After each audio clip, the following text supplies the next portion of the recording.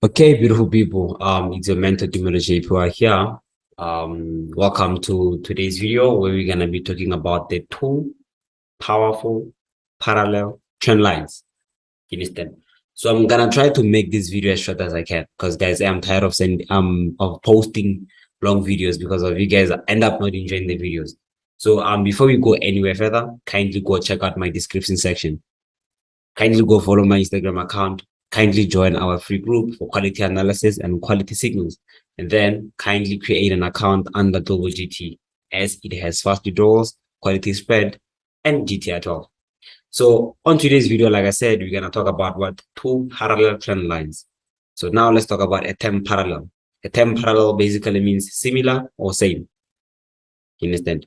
So now when you talk of two parallel trend lines, we are simply saying that, okay, the market will award us with the opportunity to use two similar trend lines. You understand? So the trend lines can differ only in the length, but they need to have the same diagonal shape. You understand? So, and then the other thing that is very important is that, okay, the market needs to be able to do what? I mean, the trend line, it needs to be able to be diagonally proportional to each other. You understand? So, ladies and gentlemen, whenever you draw a trend line, there's a trend line. It's a diagonal trend line. You understand? But then when we say a trend line is diagonally proportional to one another with a different length, we are simply saying that, okay, if you draw another trend line on top of it, this is what you're going to get. You understand? They are on top of each other.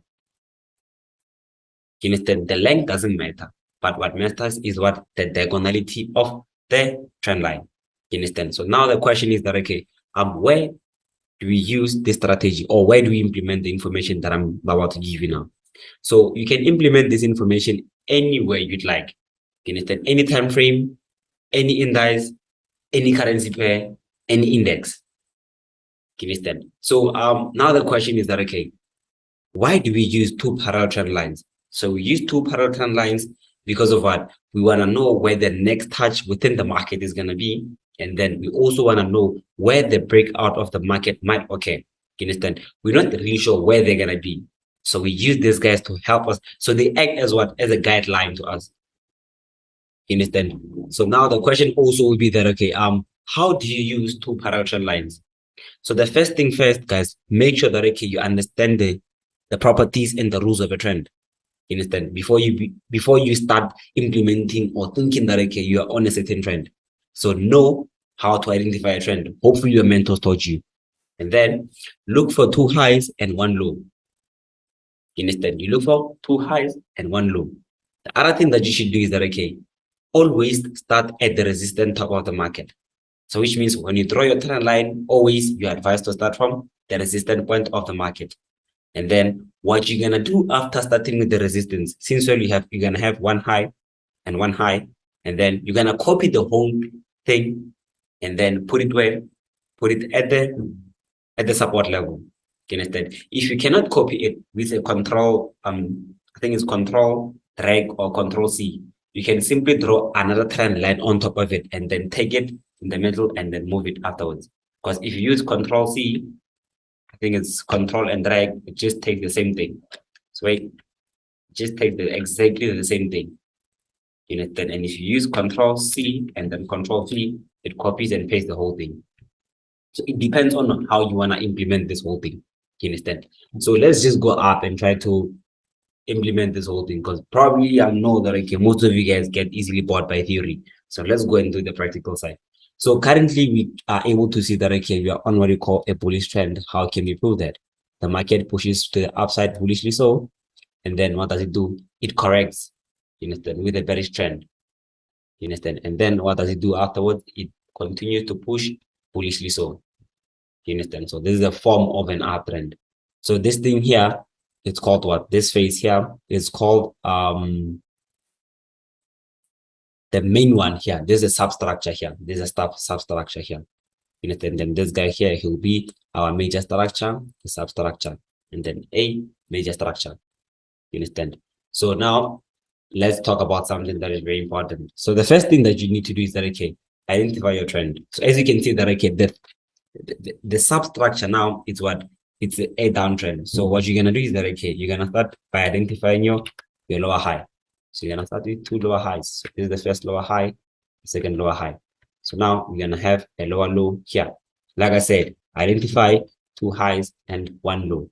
So you're going to draw your trend line from this highs and then push it to the downside till this level here. You understand? So this is your resistance level of the market. So now what you're going to do, like I said, it's either you take the trend line, another trend line, you put it at the top, and then you move it to the downside. Or what you can do is that, okay, you can simply, if you're using a laptop, control and drag, or control C and V. You understand? So now we're going to have something like this. Let me just check. It's not really parallel. You see now, it's not parallel. Until it goes on top of this thing, it is parallel now. So we're going to have something like this. So currently, let's say that, okay, the market is currently at this phase here. It is about to push to the downside to create this correctional phase here, which means this correctional phase here. So you want to know where the market is going to bounce for a second time on a lower low. So now what you're going to do is that, okay, you're just going to focus on, let's say we take this thing a little bit here. So when you take this thing to that level, what it's going to do is that, okay, it's going to help you to know where the market is going to tap into. You understand? As you can see that, okay, this is the level we're expecting the market to tap into. Instead of you playing around with, like, what do you call this thing? A lot of trend lines. Because sometimes most of you guys can use a trend line like this, trend line like that, you understand? But if you use two parallel trend lines, you know that, okay, oh, the market might come to this level and then tap into it. Might sound like it's not valid, but you'll see throughout the process that, okay, this boy ain't claiming. So we have what? A lower low. So now, since when we know where the market tend, it comes for the third time now. It taps at this level. So one thing that is very important, guys, kindly make sure that, okay, whenever you have breakouts, the market closes outside, and the second candlestick that breaks also closes outside to prove that, okay, that thing is a breakout. But failure of that sometimes can force the market to change its character from a breaking out character to continue with the trend. You understand? As you can see that, okay, I was trying to make an example here that, okay, the market broke this level, but still came inside. So this is where the third touch is. So technically, we have the first touch, you have the second touch, and then you have the third touch here, where the market pushes to the downside. First touch, second touch, and then you're going to have the third touch. The third touch is also invincible till you extend the line. Once you extend the line, you'll be able to see that, okay, oh, the market really turned its character within that level. Then the market finally does what? Finally breaks the lower highs. You understand? Okay, so now let's go to this level here. Let's go to this guy. So here we are able to see that, okay, before you go anywhere further, you need to be able to know the trend that you're in. So the market pushes down very usually so, giving us a impulsive wave, and then it corrects. After correcting, it needs to do what? It needs to push impulsively so. Okay, easy stuff. So now, like I said, you start with what? Your resistance level. So let's firstly start with we have a higher high here. We have a higher high, and then another higher high here, and then we have what? We have a high low. We have a high low here. So once we have a high low like this here, what needs to happen is that, okay, you firstly start by identifying your two higher highs. So this will be your two higher highs within the market. Like I said, this will be your two higher highs. So now you want to know where the second high low is going to be. So you simply come, press control and drag. You understand? As you can see that, okay, the market comes. Okay, you might think that, okay, I designed this thing to be perfect, but you'll see, like I said, throughout the process that, okay, such things do happen. You might not know, but you know. You understand? So that's where the market creates a second high low. And then if you extend this line a little bit higher, you'll see that, okay, it creates the third higher high, and then it taps into it, and then finally breaks this low here, and then pushes to the downside. You understand? Like I said, you firstly identify two highs and then one low. So you want to know where you can enter on the high low, enter and push to the upside. And then this guy here, you don't know where he's going to change his direction, right? So you wait for him to come tap into this thing, and then you push to the downside with him. So now let's go check something. Get JPY. Okay, so this is KJPY at the moment. So this is KJPY at the moment. So now we can see that, okay, we are on what? On a bullish trend, right? So let's just cut the market where just here. Just want to cut that. Okay, not there actually. Let me let it play. Okay. So I just want you guys to see something first. So that okay, we are on a bullish trend, right? We are on a bullish trend. The market pushes impulsively and then it corrects now. So we're gonna focus on this correctional phase that will help us to do what? To look for the impulsive movement of the market. You understand? Okay. So now let's just come here. So like I said, what do you do firstly? You start by identifying two touches at the high. So you're gonna draw a trend line like this. You understand? So which means everything that happens, it must happen inside that trend line. You understand? So now you don't know where the high low is gonna be. Right? I think the lower low is gonna be. You copy this guy. You copy this guy, and then you just put him just right here. Just right here. Let's just put him right there. You understand? And then you wait for the market. You wait for the market. So we have two highs and two lows. We have 1, 2, and then 1. So which means we are looking for something somewhere here. Okay, so now let's see how the market is gonna do. So the market comes here. Like I said, it happens sometimes that the market breaks this lane, but did it close below? No, it closed inside, meaning that okay, the bullish pressure is strong. So now you have your buy here, and then let's just say your stop loss just right below this low here. Okay, so we're looking for two. Okay, let's just take the market till this high here. Now the market does what? It pushes to the upside beautifully. So okay, we'll push it to the upside. Okay, wait, I think I didn't. Let me just adjust this guy. Then okay, let me just pause here. So as you can see that okay, afterwards, what does the market do? The market breaks that level there. But what was I trying to show you guys? What I was trying to show you guys is that okay, sometimes it's often difficult for you guys to know where the market is gonna change its character. You understand? Because if you have a low like this, you don't know where it's gonna change here, because you can see that it's reversing now. Is it gonna change where? You understand? But when you use two parallel trend lines, you might be able to know where it's gonna change. So we have a buy from here, we have a buy from here. Just want to show you guys just a simple example, a taste of my medication. Okay, so now the market does what?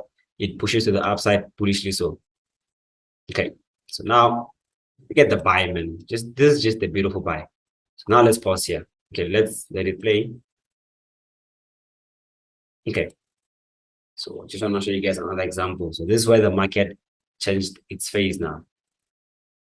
So let's just cut the market somewhere here.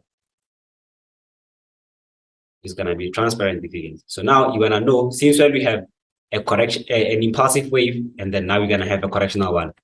So we're gonna start from this high to this low here.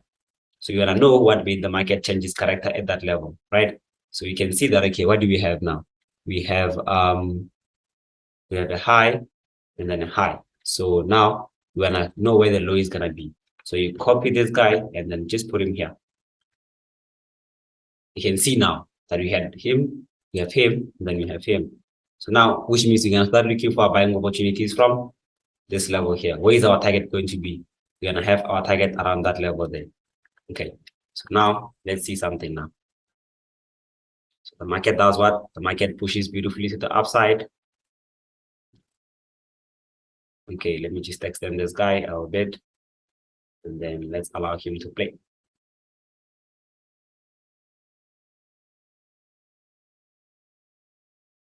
Okay, so let's just pause the market here. As you can see that okay, the market does what? The market really hits our take profits, right? So let me just extend this guy to be here. So now we can see that okay, the market hit our take profit. So now we have another correction here. So we have correction here. Okay, so we have the first touch, the second touch. Probably let's call this one a third touch also. So what you're gonna do is that okay, you're gonna simply copy this guy from the top and then put him here. Right? You're just gonna put him right here. Okay. So now we can also, you have a right to look for something like this now. You have a right to look for something like this now. Because you can see that okay, we have what? We have a high and then we have a high. And then within those two highs that we're currently having, what you can do is that okay, you can copy, because we're gonna look for a breakout within this level here. Instead, we're gonna look for a breakout within that level. So as you can see that okay, most of the time when the market breaks that level, it breaks it with what? with candlesticks that are not really strong, man. So we had this touch and then this touch where the market push to the upside. So it was the first higher high, higher low, higher high, and then higher low. Our entry point was supposed to be there, and then we have the third one there. So which means we can take ourselves from here. So maybe this low here. And maybe to that low there. Okay, so now the market does what? The market pushes beautifully to the third time. So one thing that you shouldn't forget also is that, okay, we have what? We have this parallel trend line here also. As you can see that, okay, the market taps into it, pushes up, and then finally does what? It breaks from that level. So it does what? It hits our take profit. The market does what? It hits our take profit. Okay, let's go on again now. And then the market is beautifully pushing to the upside.